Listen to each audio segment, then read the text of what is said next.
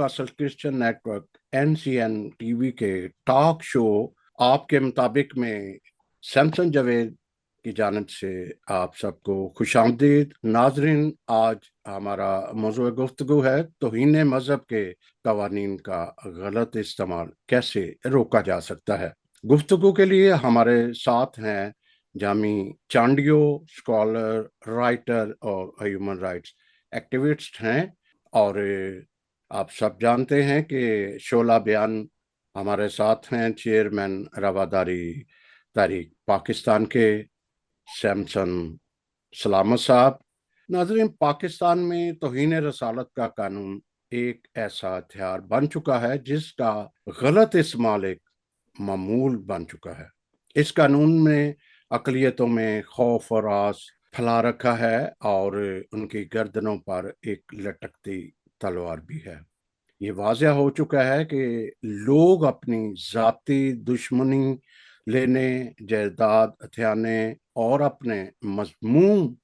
मकासद हासिल करने के लिए इसका गलत इस्तेमाल करते हैं। इसका ना सिर्फ गलत इस्तेमाल करते हैं बल्कि मुश्तल हजूम कानून को अपने हाथ में लेते हुए मुतलका या जिस पे इल्ज़ाम लग जाता है उसको ईंटें या जला भी देते हैं। इतनी खौफनाक सूरत हाल है इस वक्त। तो याद रखें कि ये सब कुछ मोमने मर्द मोमन जिसको कहा जाता था जनरल ज़ियाउल हक का ही किया हुआ है, जो 295 को सी में चेंज करके सजाए मौत दी। और इस शिक ने मजहबी इंतहा पसंदों को एक प्लेटफॉर्म ऐसा दिया कि वो अपनी जो है इंतहा पसंदी को फरोग दे सके। तो मैं इस वक्त जामी चांडियो साहब से ये पूछूंगा कि चांडियो साहब, इस वक्त बड़ी अजीब व गरीब किस्म की मिनारिटीज में एक खौफ भी पाया जा रहा है, गुस्सा भी पाया जा रहा है कि पहले जड़ावाला में वाकया हो गया, फिर उसके बाद सरगोदा में वाकया हो गया और कितना खतरनाक था। बच्चे उसमें खास शामिल है। ये सब वाकयात में बच्चे ही आगे आगे पेश है और इस वक्त खवातीन। मैं ये स्पेशल बात करूंगा कि इस वक्त मुल्क की जो सियासी और माशी सूरत हाल है, बार बार दबाव ये आ रहा है कि IMF की तरफ से कि आप अपने सियासी हालात बेहतर करो, तब जाके इसके माशी हालात भी बेहतर होंगे। तो इस सारे सिनेरियो में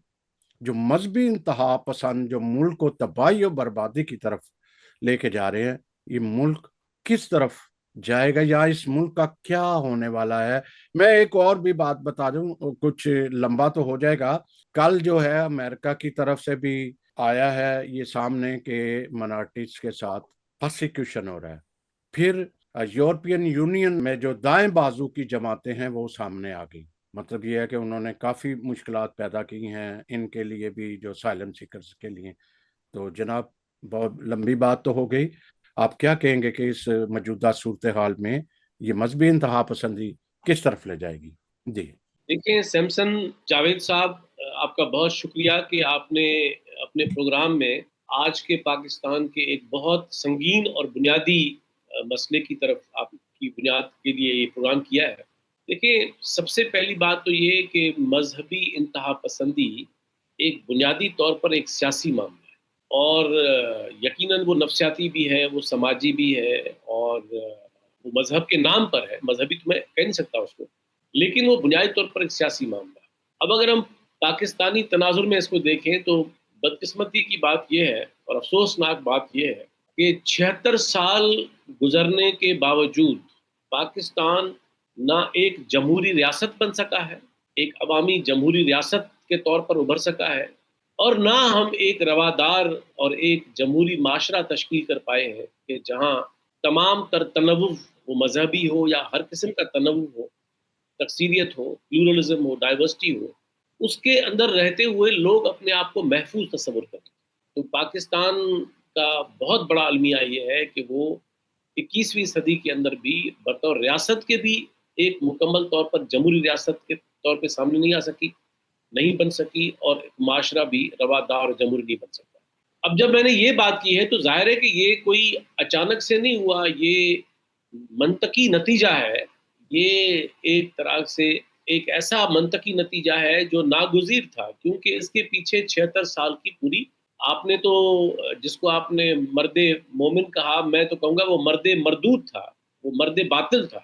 ضیاء الحق، جس نے اس معاشرے کے رگوں میں زہر انڈیل دیا، فرقہ واریت کا، مذہبی انتہا پسندی کا اور ہر قسم کی دہشت گردی کا۔ وہ پاکستان کا صف اول کا دشمن تھا، پاکستان کا خیر خواہ نہیں تھا وہ، اور آج پاکستان جو کچھ بھگت رہا ہے اس میں یقیناً ضیاء الحق کی بھی روح شامل ہے۔ لیکن یہ کہانی صرف ضیاء الحق سے شروع نہیں ہوتی، اس کی میں چند بنیادی باتیں کر لوں، پھر میں آ جاتا ہوں موجودہ صورتحال پر۔ آپ نے جڑاوالا کی بات کی، میں سیمسن سلامت بھائی اور ہم گئے تھے اس واقعے کے بعد، وہ تو پہلے دن بھی گئے تھے، ہم دونوں ساتھ بھی گئے تھے، رواداری طریقہ قافلہ تھا پورا، ہم گئے تھے وہاں پر اور ہم نے دیکھا تھا، میں نے اپنی آنکھوں سے کس طرح معصوم، بے گناہ اور غریب لوگ، ان کی بستی کو جلایا گیا، خواتین سڑکوں پر تھیں، بچے سڑکوں پر تھے، بزرگ سڑکوں پر تھے، اور ان کے برتن، ان کے کپڑے، ان کے چھوٹے چھوٹے گھر، ان کا سامان، تو آپ ہم مطلب ایک بڑے کرب سے گزرے جب وہاں ہم گئے اور دیکھا کہ یہ پاکستان میں، اور وہ لوگ ہیں کہ جو کہیں باہر سے تو نہیں آئے، یہ کوئی یورپین نہیں ہے، ان کا مذہب اگر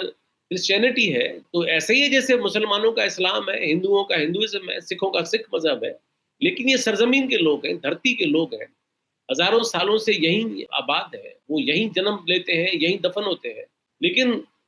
76 سال گزرنے کے باوجود یہ اپنے آپ کو محفوظ نہیں سمجھتے۔ میں اس میں چند بنیادی باتیں یہ کر لوں کہ دیکھیں، ایک سب سے بڑا سبب جو ہے اس صورتحال کا وہ یہ ہے کہ سیمسن جاوید صاحب، دنیا میں جب کبھی کوئی ریاست اپنے دستور میں تفریق کرے گی اور صرف ایک مذہب کو اپنا ریاستی مذہب مانے گی اور اپنے شہریوں کے دیگر مذاہب کو اس احترام سے نہیں دیکھے گی کہ جو کسی بھی جمہوری ریاست کا ایک بنیادی اس کے لیے اولین شرط ہوتی ہے، تو وہاں ظاہر ہے کہ آپ ایک روادار معاشرہ پیدا نہیں کر سکتے۔ روادار معاشرہ تب پیدا ہوتا ہے جب ریاست جمہوری ہو، آئین میں تفریق نہ ہو، اور ریاست کا بیانیہ تفریق آمیز نہ ہو،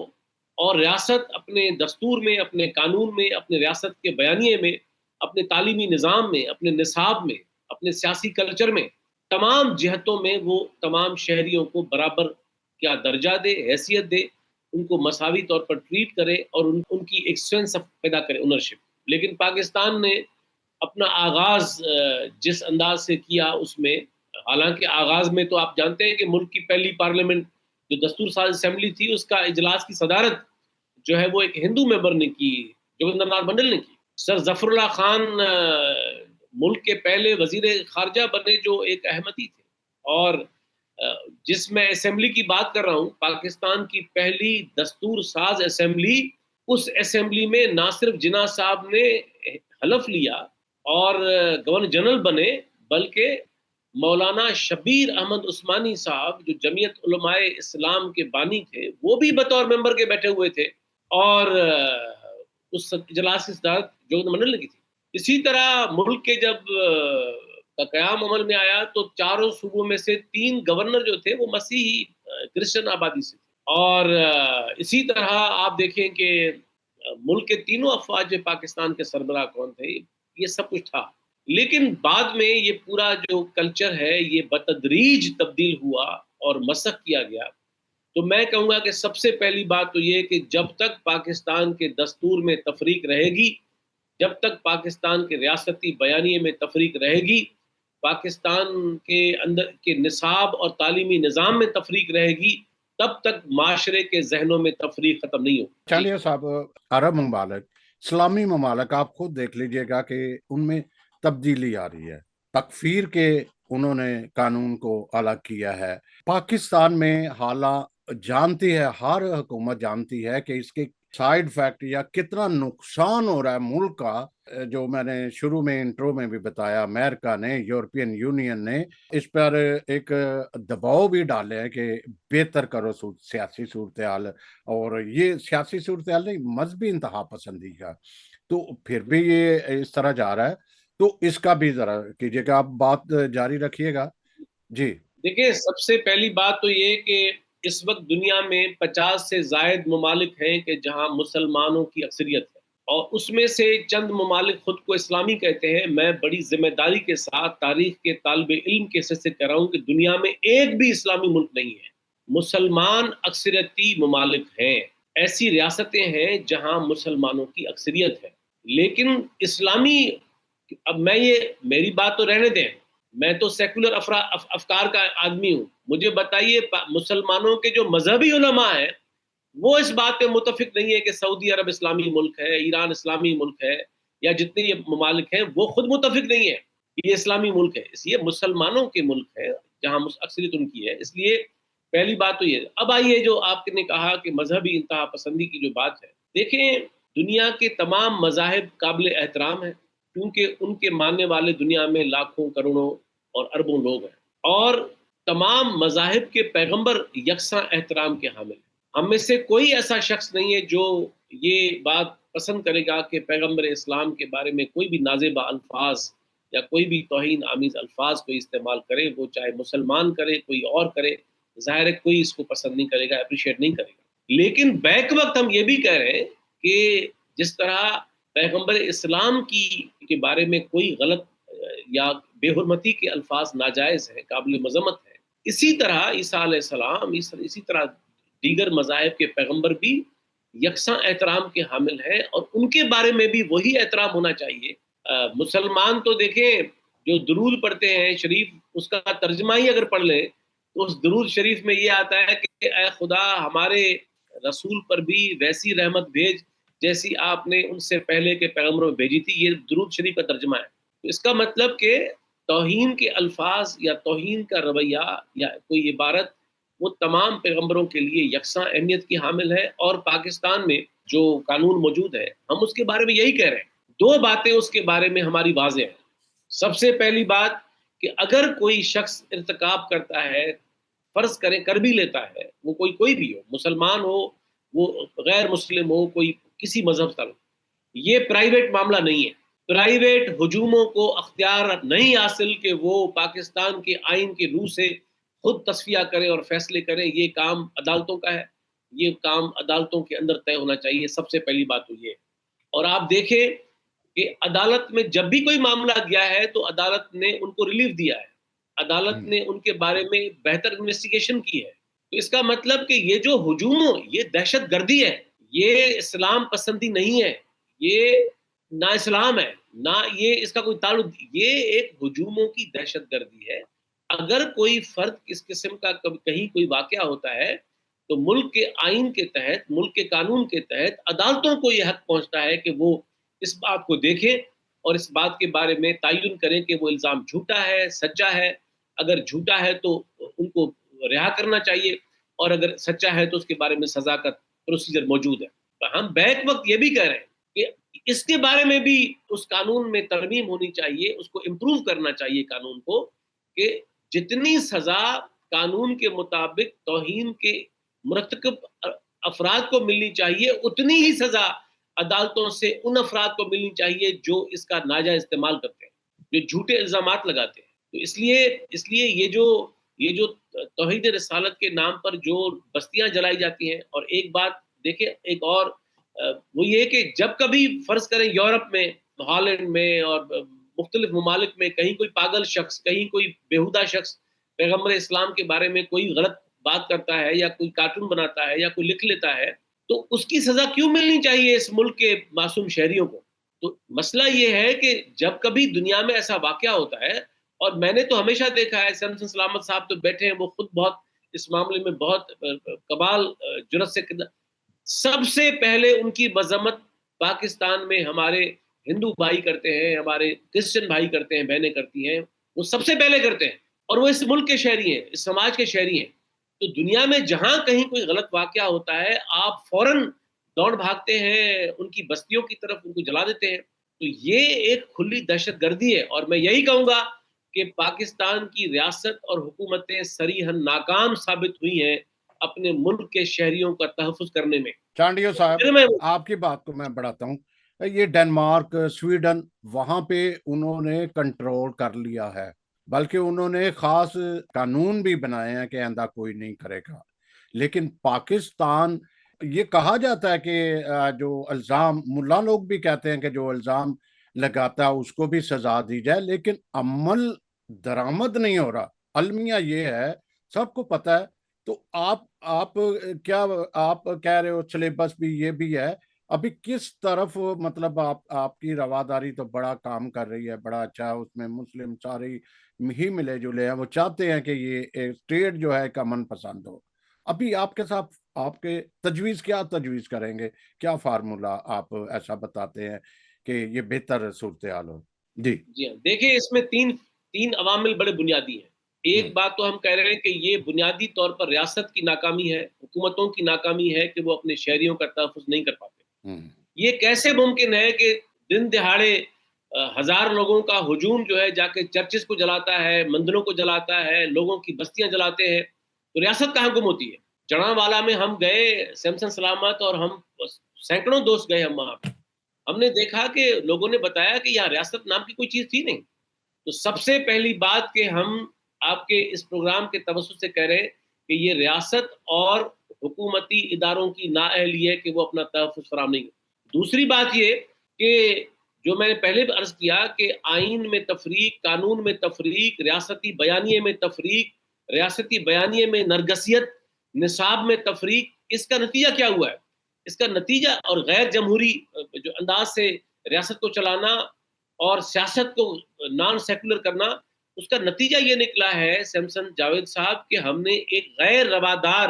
ایک انتہا پسند معاشرہ پیدا کر دیا ہے۔ اور وہ معاشرہ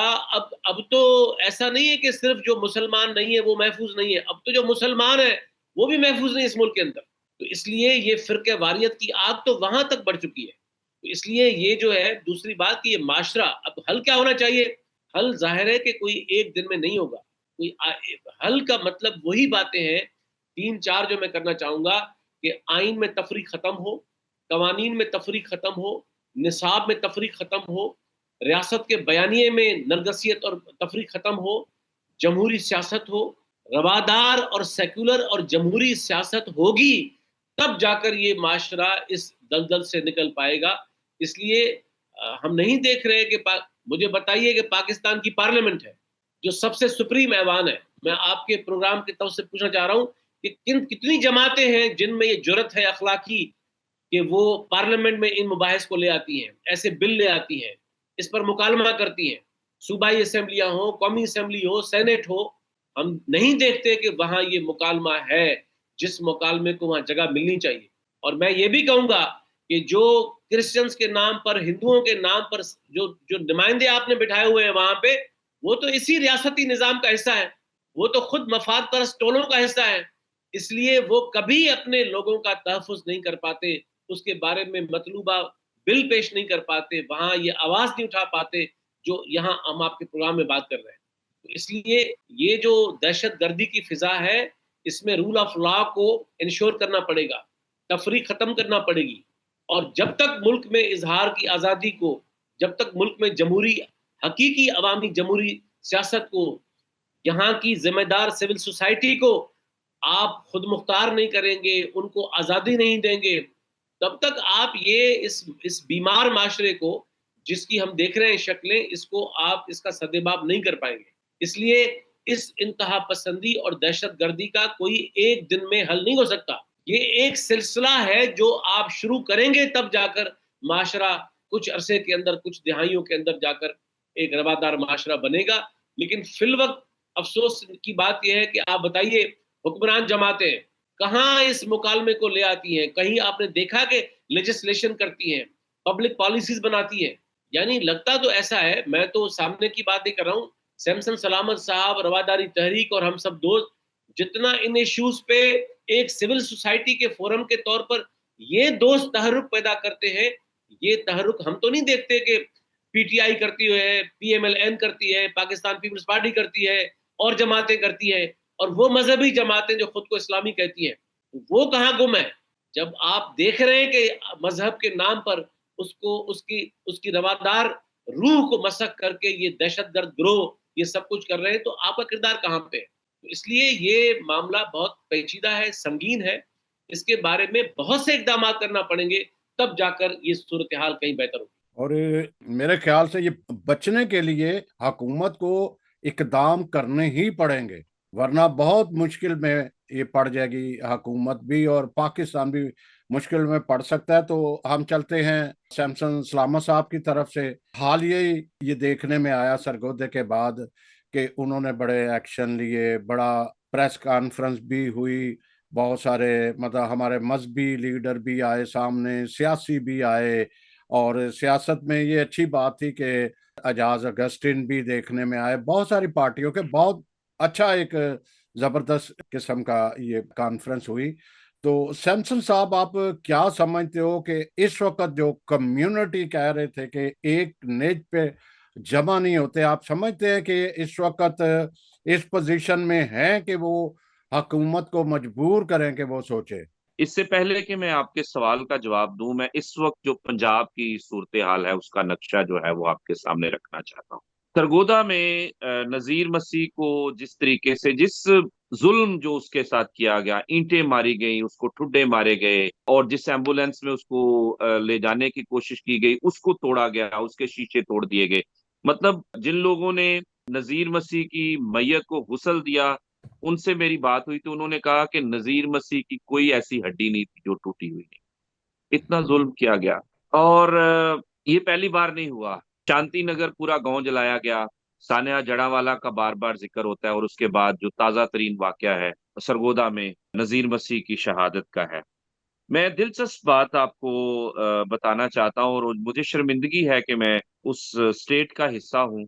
जहाँ पर ये हो रहा है कि इतने दिन गुजरने के बावजूद अभी तक पंजाब हुकूमत ने सानेहा सरगोदा की मजम्मत नहीं की। इस सूबे की जो चीफ मिनिस्टर हैं मरियम नवाज शरीफ, उन्होंने अपनी पहली तकरीर में कहा था कि अकलियतें हमारे सर का ताज है, लेकिन वो ताज जो है उसको रौंदा जा रहा था सरगोदा की मुजाहद कॉलोनी की गलियों में। उसके बावजूद मुजम्मत तक जो है वो सामने नहीं आई। मुझे माजरत के साथ ऐसा कहना पड़ रहा है कि मुझे इस बात पे शक है कि इस सूबे में, पंजाब में मरियम नवाज की हुकूमत है। मुझे लगता है कि यहाँ पर इंतहा पसंदों की हुकूमत है। मुझे लगता है कि यहाँ टीएलपी की हुकूमत है, क्योंकि नजीर मसीह की शहादत के बाद, शहादत तो हो गई, पिछले इतवार को तहरीक लबैक पाकिस्तान ने वहां पर बहुत बड़ी रैली की है, जिसमें उस रैली में कहा गया कि क्या फर्क पड़ा है अगर एक चूड़ा मर गया है, कोई क्यामत तो नहीं आ गई। पहली बात तो ये कि तहरीक लबैक ने ये कहकर मान लिया कि उन्होंने कत्ल किया है, और इस हेट स्पीच को, ये जो नफरत अंगेज या इश्तियाल अंगेजी है, इस तकरीर को भी आज जो है वो चौथा पांचवा दिन हो गया है, लेकिन अभी तक जो है वो पंजाब हुकूमत ने उस शख्स के खिलाफ और टीएलपी के खिलाफ जो है वो कोई इकदाम नहीं किया। सानेहा जड़ावाला में ये साबित हो चुका है कि खुरा जो है वो टीएलपी की तरफ जाता है, वहां जो जलाओ घेराव हुआ। लेकिन बावजूद इसके कि ये सारा कुछ हुआ और इस दहशतगर्द तंजीम पर पाबंदी लगाई जाती, उसको सियासी जमात के तौर पर रजिस्टर किया गया, उसको इलेक्शन में हिस्सा लेने दिया गया, और सबसे ज्यादा कैंडिडेट जो है वो तहरीक लबैक पाकिस्तान ने फील्ड किया है। तो इस वक्त प्रैक्टिकल जो सूरत हाल है वो ये मैं आपको बताना चाहता हूँ कि पंजाब में खास तौर पर रहने वाले मसीही, पंजाब में रहने वाले हिंदू, पंजाब में रहने वाले अहमदी, ये तीन जो कम्युनिटीज हैं वो डर और खौफ की जिंदगी गुजार रही हैं। लोग जब सोते हैं तो उनको ये पता नहीं कि रात के अंधेरे में कौन जो है वो खुद किसी सफे पर जो है वो तौहीन अमेज मवाद लिखकर हमारे घर के सामने फेंक जाएगा, और फिर जब हम सुबह उठेंगे तो एक जो है वो तूफान बर्पा होगा, और उसका खमियाजा सिर्फ किसी एक शख्स या एक खानदान को नहीं भुगतना पड़ेगा, वो पूरी बरादरी को भुगतना पड़ेगा। चर्च भी जलेंगी, बाइबलें भी जलेंगी, और घर भी लोगों के जलेंगे, और लोगों को घर छोड़कर जो है वो जाना पड़ेगा। ये हमने जड़ावाला भी देखा, ये हमने अभी सरगोदा में मुजाहद कॉलोनी में भी देख लिया है। तो सूरत हाल जो है वो बहुत संगीन है। लेकिन मैं देख रहा हूं कि ना तो कहीं पंजाब असेंबली में इस पे डिबेट हो रही है, ना नेशनल असेंबली में इस पे डिबेट हो रही है, ना सेनेट में इस पे डिबेट हो रही है। इसका मतलब ये है कि रियासत जो है वो इस हवाले से खामोश है, उसको इसमें कोई दिलचस्पी नहीं है। वो اس کو اس معاملے میں دلچسپی صرف اتنی ہے کہ انہوں نے جو ہے وہ مٹی کیسے ڈالنی ہے، ایسے واقعات کو انہوں نے جو ہے وہ کور کیسے کرنا ہے، وہ اسی کام میں جو ہے وہ مست ہے اور اسی میں لگے ہوئے ہیں۔ اب میں آپ کا جو سوال ہے اس پہ آتا ہوں کہ اب کرنا کیا چاہیے۔ دیکھیے، پہلی بات تو ریاست کو فیصلہ کرنا ہے کہ اس نے اپنا بیانیہ بدلنا ہے کہ نہیں بدلنا، نمبر ون۔ دوسری بات یہ ہے کہ ریاست فیصلہ کر لے کہ انہوں نے یہ جو مذہبی جنونی ہے، جو مذہب کی نام پر یہاں پر جنہوں نے ڈر اور خوف پیدا کیا ہوا ہے، اور یہ 1 2 4 سال کی بات نہیں ہے، اس سارے کھیل کو جو ہے وہ 2 سے 3 دہائیاں جو ہے وہ ہو چکی ہیں، تو انہوں نے ان انتہا پسندوں کو چھتری دینی ہے یا ان کے خلاف کاروائی کرنی ہے۔ میرا بڑا کنسیڈرڈ اوپینین ہے کہ جب تک اس ریاست کے اندر شدت پسند تنظیمیں موجود ہیں، ان کے خلاف ریاست کاروائی نہیں کرتی، ان کے خلاف ایکشن نہیں ہوتا، ان کو نفرت انگیزی، اشتعال انگیزی اور تشدد کے زمرے میں ان کے خلاف ایکشن نہیں ہوتا، تب تک پاکستان میں بالخصوص پنجاب کے اندر اقلیتوں کی صورتحال بہتر نہیں ہو سکتی، اور یہ جو اقلیتوں کے خلاف ایک منظم سازش ہے اور یہ تشدد کا جو ایک سلسلہ شروع ہوا ہے، یہ سلسلہ جو ہے وہ نہیں رک سکتا۔ جو بلاسفیمی لا ہے، اگر ہم لا کو پڑھیں تو یہ ایک بہت ہی ویگ لا ہے، اور اس میں ہم دیکھتے ہیں کہ صرف یہ کہا گیا ہے کہ کوئی دیکھے کسی کو توہین کرتے ہوئے زبانی یا لکھ کے یا کسی بھی صورت میں، تو جو ہے وہ ریاکشن ہم دیکھتے ہیں کہ پولیس تک جو ہے وہ نوبت نہیں آتی، اور کتنے ہی واقعات ہو گئے ہیں، تقریباً 100 کے قریب ایسے واقعات اب تک ہو چکے ہیں جس میں ایکسٹرا جوڈیشل مرڈر ہو چکے ہیں، ایک جج تک کو قتل کر دیا گیا، ایک گورنر جو سٹنگ گورنر تھا سلمان تاثیر، اس کو قتل کر دیا گیا، شہباز بھٹی کو شہید کر دیا گیا کیونکہ اس نے بھی بلاسفیمی لا میں ترمیم کی بات کی تھی۔ تو ہم سمجھتے ہیں جس کی طرف جامی صاحب نے اشارہ کیا ہے کہ نمبر ون کہ جب تک ان تنظیموں کو لگام نہیں ڈالی جاتی، ان کے خلاف ایکشن نہیں ہوتا، اور جب تک اس لا کو ریویو نہیں کیا جاتا، اس لا کو ریویو جو ہے وہ اسی صورت کیا جا سکتا ہے کہ جب ثابت ہو جائے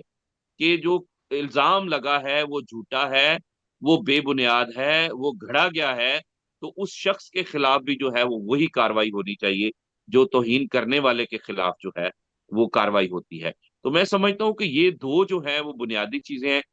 اس کے ساتھ جو ہے وہ لانگ ٹرم بیسس پر جس کی طرف جامی صاحب نے اشارہ کیا ہے کہ یہاں جو سلیبس میں زہر ہے اس کو نکالنا پڑے گا، یہاں جو سوشل میڈیا پر یا الیکٹرانک اور پرنٹ میڈیا کے اندر جو ہے وہ زہر آلود جو ہے وہ مواد ہے، اس کو جو ہے وہ ہمیں نکالنا پڑے گا، اور اس میں ظاہر ہے بنیادی ذمہ داری جو ہے وہ ریاست۔ میں آخری بات جو ہے وہ کرنا چاہوں گا وہ یہ ہے کہ ریاست کو یہ سمجھنے کی ضرورت ہے، بلکہ 24 کروڑ لوگوں کو یہ سمجھنے کی ضرورت ہے یہ کہ یہ مسئلہ اقلیتوں کا نہیں ہے، صرف یہ پورے پاکستان کا مسئلہ ہے، پاکستان کی بقا اور سلامتی، اور اگر ہم نے انتشار سے بچنا ہے پاکستان میں، تو پھر اس سلسلے کو جو ہے وہ پاکستان کی اور لوگوں کی بقا کی خاطر جو ہے وہ روکنا پڑے گا۔ یہ اس کو ہم صرف جو ہے وہ مذہبی اقلیتوں کا مسئلہ جو ہے وہ نہیں سمجھتے، ہم سمجھتے ہیں کہ یہ پورے پاکستان کا مسئلہ ہے، اور جب تک اس کو پورے پاکستان کا مسئلہ سمجھ کر حل نہیں کیا جائے گا، تب تک شاید جو ہے وہ اس کا حل جو ہے وہ نہیں نکلے۔ اچھا سیمسن صاحب، نا امیدی تقریباً ہر بندے میں، ہر نا امیدی سی ہے۔ پھر سینیٹر طاہر خلیل سندھو صاحب نے بھی سینٹ میں سپیچ کی ہے اس کے بارے میں، وہاں بھی کوئی تبدیلی یا کوئی ایسی آگے بات نہیں چلی، آگے نہیں چلی۔ اس ساری صورتحال کو سیکولرز جو لبرلز، مسلم ہیں، آپ ہیں، ہندو ہیں، تو کوئی ایسا لائے عمل اختیار کیا گیا ہے کہ مجبور کیا جائے حکومت کو، پھر مجبور کیا جائے، مجبور تو نہیں لیکن قانون کی تشریح کرنے والوں کو یہ چاہیے کہ وہ بھی سو موٹو، یا اب اختیارات ان کے پاس ایسا نہیں ہے لیکن وہ بھی انوالو ہو، آرمی بھی انوالو ہو، تو یہ کیسے کیا جائے؟ مطلب جب تک کہتے ہیں نا بچہ بڑا رو لیا، بچہ ابھی تک ماں نے دودھ پھر بھی نہیں پلایا، یہ کیسے دیکھیں ممکن ہوگا؟ جی دیکھیں پہلی بات تو یہ ہے کہ میں یہ سمجھتا ہوں ایک ادنا سا اس سوسائٹی کا وہ شخص جو پاکستان کے سماج کو بہتر کرنے کی کوشش کر رہا ہے. اور میرے ساتھ بہت سارے ساتھی اور بھی ہیں جو اس ساری جدوجہد میں لگے ہوئے ہیں. ہم سمجھتے ہیں کہ ڈر، خوف اور جبر کی جو کیفیت ہوتی ہے وہ کبھی بھی آفاقی نہیں ہے، وہ ہمیشہ برقرار نہیں رہتی. اس کا آخر جو ہے وہ اینڈ ہونا ہی ہوتا ہے. تو ہم اس امید کے ساتھ ہیں کہ یہ جو مذہب کی بنیاد پر فاشزم ہو رہا ہے یہاں پاکستان میں، اس کو آخر ہے اس کا آخر ہونا ہے. اور ان دی اینڈ ہماری ریاست کو یہ فیصلہ کرنا پڑے گا کہ یہ جو امبریلا ہے ان کے اوپر، ریاست کے اندر بیٹھے ہوئے کچھ لوگوں کا، کچھ اداروں کا، انہیں یہ امبریلا جو ہے وہ ختم کرنا پڑے گا. اور ریاست جب یہ طے کر لیتی ہے تو پھر وہ کر گزرتی ہے. پہلی بات تو یہ کہ یہاں پر ایسی آوازیں ابھی بھی موجود ہیں جو ان فاشسٹ فورسز سے ڈرتے نہیں ہیں. ہم ڈرتے نہیں ہیں، ہم جرت سے بات کرتے ہیں یہاں، اور جرت سے بات کرنی پڑے گی. اور میرا خیال ہے کہ ہمیں اپنے الائنسز جو ہے وہ ایک سول سوسائٹی کے طور پر بڑھانے پڑیں گے. لاہور میں جو ہم نے تازہ ترین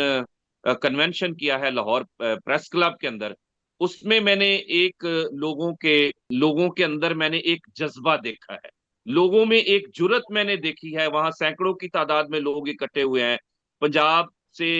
کمیونٹی کی لیڈرشپ اکٹھی ہوئی ہے، اور میں نے لوگوں میں جوش، جذبہ اور جرت کا مظاہرہ دیکھا ہے. لوگوں نے یہ اعلان کیا ہے کہ ہم پرامن مزاحمت کریں گے، ہم ان انتہا پسندوں سے ڈریں گے نہیں، ہم ان کا مقابلہ کریں گے. ظاہر ہے ہمارے ہاتھ میں بندوق نہیں ہے، ہمارے ہاتھ میں کوئی ایسا ہتھیار نہیں ہے جس سے ہم نے مقابلہ کرنا ہے. ہم نے اپنی باتوں سے، اپنے بیانیے سے، اپنے قلم سے جو کچھ اظہار ہے ہمارا، اس سے ہی ہم نے اس کا مقابلہ کرنا ہے. تو اب ہم نے اس سلسلے کو شروع کیا ہے، اور آئندہ مہینوں میں آپ دیکھیں گے کہ پہلی بات تو یہ کہ ہم نے آنے والا جو نیشنل مائنورٹی ڈے ہے اس کو ہم نے یوم احتجاج جو ہے وہ ڈکلیئر کر دیا ہے. 10 اگست کو ہم لاہور میں بھوک ہڑتال پر بیٹھیں گے، اور نہ صرف لاہور میں بلکہ دوسرے جو پاکستان کے شہر ہیں، اسلام آباد، راولپنڈی، فیصل آباد، ملتان، کراچی، حیدرآباد، سکر، دوسرے شہروں میں بھی ہم کامیاب جو ہے وہ احتجاج کریں گے. اور ہم حکومت کو یہ بتانے کی کوشش کریں گے کہ یہ غلط ہو رہا ہے. اور اگر ہماری بات جو ہے وہ نہیں سنی گئی تو اگلا ہمارا لائحہ عمل یہ ہے کہ ہم اسلام آباد کی طرف جو ہے وہ لانگ مارچ کریں گے. باقی یہ ہے کہ ہم سیاسی جماعتوں کے ساتھ، جو اس وقت اقلیتوں کے نمائندے بیٹھے ہوئے، ان کے ساتھ بھی جو ہے وہ ہم بات چیت کر رہے ہیں. ہم اپنے الائنسز جو ہے وہ بڑھانے کی کوشش کر رہے ہیں تاکہ ہماری آواز جو ہے وہ زیادہ مضبوط ہو. کیونکہ جیسے جامی صاحب نے کہا کہ یہ جتنا مسئلہ سنگین ہو چکا ہے، گمبھیر ہو چکا ہے، یہ ایک دلدل بن چکا ہے. اور اس دلدل سے نکلنے کے لیے ہمیں بہت لمبا عرصہ بڑے ہی منظم انداز میں اکٹھے ہو کر، یکجا ہو کر، اس تفریق کے بغیر کہ کون کس کا کیا مذہب ہے، مسلمانوں کو، مسیحیوں کو، ہندوؤں کو، سکھوں کو، سندھیوں کو، پنجابیوں کو، پشتونوں کو، بلوچ ہمارے بہن بھائیوں کو، سب کو اس کے خلاف جدوجہد کرنی پڑے گی، کیونکہ اس انتہا پسندی اور دہشت گردی کو سب نے بھگتا ہے. اچھا، ایک آپ اپنے نوجوانوں کو، کیونکہ کسی بھی قوم کا سرمایہ سارا اس کے نوجوان ہوتے ہیں، چاہے کوئی بھی ہو، آپ اس وقت کیا کہنا چاہیں گے مختصر سے؟ جی. میرا خیال ہے کہ نوجوان ہی ہماری اسٹرینتھ ہے، اور ہم نے شروع کر دیا ہے نوجوانوں کو موبلائز کرنے کے لیے. آپ کو پتا ہے کہ ہم بہت سالوں سے جو ہے وہ نوجوانوں کے ساتھ کام کر رہے ہیں، اور اس وقت پورے پاکستان میں وہ نوجوان موجود ہیں جو اس بات پہ کلیئر ہے کہ انتہا پسندی نقصان دہ ہے. وہ پروگریسو اور لبرل سوچ رکھتے ہیں، اور وہ اقلیتوں کے حقوق کے محافظ ہیں. اور میں نوجوانوں سے یہی کہنا چاہتا ہوں کہ اب اگر آپ سمجھتے ہیں کہ ہمیں ایک ایسا مستقبل چاہیے جہاں ہم سب محفوظ ہوں، ہمارا معاشرہ پرامن ہو، تو پھر ہمیں جو ہے اس انتہا پسندی اور انتہا پسند قوتوں کے خلاف ہمیں پرامن جو ہے وہ مزاحمت کرنی پڑے گی. ہمارا راستہ نان وائلنس کا ہے، ہم وائلنٹ لوگ نہیں ہیں، لیکن ہمارے پاس جدت ہے، ہمارے پاس سوچ کی طاقت ہے، جس کو لے کر جو ہے وہ ہم ان کا مقابلہ کر سکتے ہیں. جی، بہت شکریہ چانڈیو صاحب. آپ کیا کہنا چاہیں گے کہ ابھی ہمیں کیا کہنا چاہیے؟ یہ خالی منارٹیز کا نہیں ہے مسئلہ، بلکہ ایک جتنا بھی محب وطن ہے ان سب کا ایک مسئلہ ہے، اور کرنا چاہیے اگر ہم اپنی ملک کو بچانا چاہتے ہیں. تو کیا آپ میسج، کیا پیغام دیں گے؟ جی देखें सैमसन जावेद साहब, मैं तो ذاتی तौर पर अक़लियत लफ्ज़ को पसंद नहीं करता, जी क्योंकि बेशक ये लफ्ज़ भी तफरीक आमीज़ है। मेरी नज़र में इस मुल्क के जो शहरी हैं वो बराबर के शहरी हैं, और उसमें ज़ाहिर है कि तस्वुर शहरियत यही है जो जदीद तस्वुर है एक महज़ब माशरों का। लेकिन चूँकि पाकिस्तान के दस्तूर में है तो चलें इसको हम कह लेते हैं। असल बात ये है कि देखें, एक तरफ तो ये है कि ये जो मज़हबी इंतहा पसंदी है, ये इस वक्त शिकस्त खुर्दा फेज़ में है। ये इसका जो उरूज था वहाँ से ये वापस जा रही है, क्योंकि दुनिया अब ज़ाहिर है ये 21st सेंचुरी है। 21वीं सदी में कोई भी फाशिज़्म, चाहे वो कोई रियासत करे, कोई प्राइवेट ग्रो करे, वो दुनिया में नहीं चल सकता। उसके लिए वो साज़गार हालात नहीं है। तो हम समझते हैं कि ये जो मज़हब के नाम पर, और मैं ये कह चुका हूँ कि ये इस्लाम नहीं है, ये इस्लाम के नाम पर कुछ जाहिल, कुछ जुनूनी, कोई सियासी एक गिरोह हैं जिन्होंने माशरे को यगमाल किया हुआ है और दहशतगर्दी की बाजार गर्म की हुई है। तो इसका एक पहलू तो ये है जहाँ से उम्मीद की किरण फूटती है, जो सैमसन साहब ने भी बात की, कि इसका कोई मुस्तकबिल नहीं है। इस किस्म की जहालत और जुनून और बीमार ज़दा ज़हनियत का कोई मुस्तकबिल नहीं है। लेकिन ज़ाहिर है कि जब तक वो उसका खात्मा हो तो ये अबूरी दौर बहुत खौफनाक है और बड़ा मुश्किल है और बड़ा परेशान कुन है। तो इसके लिए हम यही करेंगे कि जो इस पाकिस्तान के अंदर जो जमातें खुद को जमहूरी समझती हैं, जो सिविल सोसाइटी के हिस्से हैं, जो कलमकार हैं, जो मीडिया के में लोग काम करते हैं, वकला हैं, जजेस हैं, यानी तालीमी इदारे हैं, तो तमाम माशरे के अंदर जब तक देखें ये जो सारी आग है इसमें सब जल रहे हैं। ये ऐसा नहीं है कि सिर्फ चंद मखसूस मज़ाहिब के लोगों का मसला है, ये पूरे पाकिस्तान का मसला है, माशरे का मसला है। तो मैं समझता हूँ कि पाक मुल्क और माशरे के तमाम बुनियादी हिस्सों को मुतहर्रिक करना पड़ेगा, सेंसिटाइज करना पड़ेगा, और जब तक इन तमाम जो जो इंतहा पसंद गिरोह है, इनकी नफ्सियात को और इनके वजूद को शिकस्त नहीं मिलती, तब तक पाकिस्तान एक रवादार माशरा भी नहीं बन सकता और पाकिस्तान एक जमहूरी अवामी रियासत भी नहीं बन सकती। इसलिए हमें बैक वक्त बहुत से फ्रंट्स पर, बहुत से मैदानों में इसकी नाकाबंदी करना पड़ेगी, इनको महदूद करना पड़ेगा, इनको इनको एक्सपोज करना पड़ेगा, इनकी मज़ाहमत करना पड़ेगी, ताकि पाकिस्तान में कोई भी जो अफराद हैं वो अपने मजहब की बुनियाद पर या किसी भी बुनियाद पर खुद को गैर महफूज ना समझे। तो मैं तो यही समझता हूँ कि ये एक सियासी सवाल है, ये अखलाकी सवाल भी है, ये समाजी सवाल भी है, और ये बहुत हमागीर सवाल है। तो इसलिए इसके बारे में मैं आखिरी बात यही कहूँगा कि 21वीं सदी की सबसे बड़ी कुव्वत जो है वो हथियार नहीं है। 21वीं सदी की सबसे बड़ी कुव्वत मुकालमा है, डिस्कोर्स है, बयानिया है, नैरेटिव है। तो हमें इस जाहिलाना और इस इंसान दुश्मन और इस जो अमन दुश्मन जो जो जो बयानिए हैं, जो मजहब का गलत इस्तेमाल करते हैं और मजहब की आड़ में करते हैं दहशतगर्दी, इनका घेरा तंग करना पड़ेगा और एक जवाबी, एक काउंटर नैरेटिव कंस्ट्रक्ट करना पड़ेगा हर सतह पर। और मुझे हमेशा से ये उम्मीद रही है, आज भी है, कि मुल्क के अक्सरती लोग फाशिस्ट नहीं है, मुल्क के अक्सरती लोग जो है वो गैर रवादार नहीं है। इसी मुल्क के गली मोहल्लों में लोग साथ रहते हैं, सदियों से साथ रहे हैं। आज भी उनके दरमियान शादी ब्याह पर, खुशी गमी में, जिंदगी के मामूल के हालात में उनका उठना बैठना साथ है, उनका कल्चर एक जैसा है, उनकी ज़बानें एक जैसी हैं, उनका सब कुछ एक तरह का है। इसलिए ये माशरा आज भी मर नहीं गया। हाँ, ये ज़रूर है कि रियासत की और हुकूमतों की नाकामी की वजह से और सियासी जमातों की मसलहत पसंदी की वजह से और बहुत सी वजूहात, इसमें ज़ाहिर है कि आलमी कुव्वतों का भी बड़ा हाथ है। ज़िया-उल हक ने ये काम अकेले तौर पर नहीं किया था। ज़िया-उल हक के पीछे अमेरिका खड़ा हुआ था। ज़िया-उल हक के पीछे पूरी साम्राज्यी दुनिया खड़ी हुई थी, जिसने इन दरिंदों को पैदा करने में, इन जाहिल कुव्वतों को पैदा करने में बड़ी इन्वेस्टमेंट की है। इसलिए इसलिए इस तमाम सूरत-ए-हाल को ठीक करने के लिए हमें जहाँ दीगर इक़दामात की ज़रूरत है, वहाँ एक जवाबी काउंटर, एक पीसफुल, एक टॉलरेंट, एक डेमोक्रेटिक, अवामी सेंस में डेमोक्रेटिक, फ्रॉडलेंट माना में नहीं, एक काउंटर नैरेटिव बनाना पड़ेगा। और मुझे इस बात पे, जैसे सैमसन साहब ने कहा, यकीन है कि ये जो ज़माना है, ये दौर जिस जा रहा है, तेज़ी से जिस तरह आगे जा रहा है, تو کسی بھی قسم کی جنونیت اور جہالت کا کوئی مستقبل نہیں ہے، لیکن ہمیں اس عبوری دور میں اپنے معاشرے کو، اپنے لوگوں کو بچانا پڑے گا اور اس معاشرے کو اس آگ سے نکالنا پڑے گا۔ جی بہت شکریہ چانڈیو صاحب اور سیمسن سلامت صاحب، معمول کے مطابق بہت خوبصورت آپ نے بات کی دونوں نے۔ تو میں چلتے چلتے یہی کہتا جاؤں گا کہ جس طرح کے ہمارے چیف جسٹس جڑاوالا میں گئے تھے، پھر باتیں انہوں نے بعد میں کی، یا منصور علی شاہ جسٹس صاحب نے باتیں کی، army chief of army staff نے آتے ہی یہ بات کی تھی، اور پھر مریم نواز نے یا حکومت نے، یہ تین ٹرائی اینگل اگر سر جوڑ کر سوچیں کہ ہم نے ملک کو کیسے بچانا ہے، کیسے پورا معاشرہ ہونا ہے، تو ان کو عملی طور پر اقدام کرنے پڑیں گے، اور جتنے بھی امن پسند لوگ ہیں ان کو بھی سامنے آنا پڑے گا اور حقوق کے لیے آواز اٹھانی پڑے گی، اور ایک اپنے بچوں کے لیے بہتر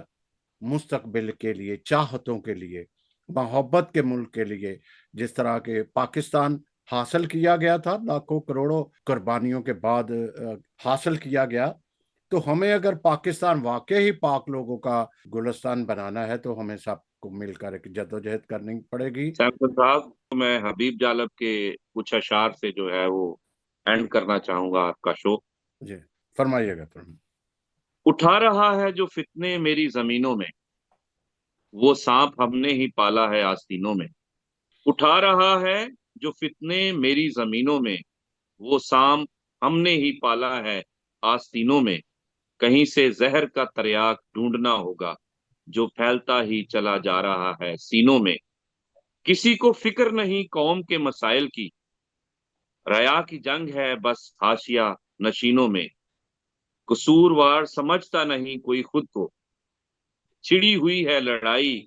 منافقینوں میں۔ یہ لوگ اس کو ہی جمہوریت سمجھتے ہیں کہ اقتدار رہے ان کے جانشینوں میں۔ اور آخری شعر ہے، یہی تو وقت ہے آگے بڑھو خدا کے لیے،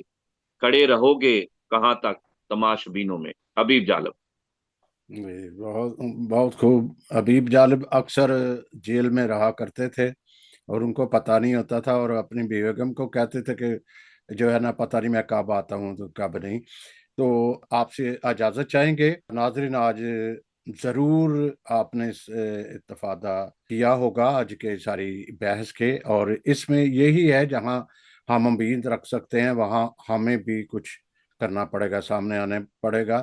تو خدا آپ سب کا حامی و ناصر ہو اور ہمارے ملک کو انتہا پسندی سے محفوظ رکھے۔ بہت شکریہ، تھینک یو۔ Thank you.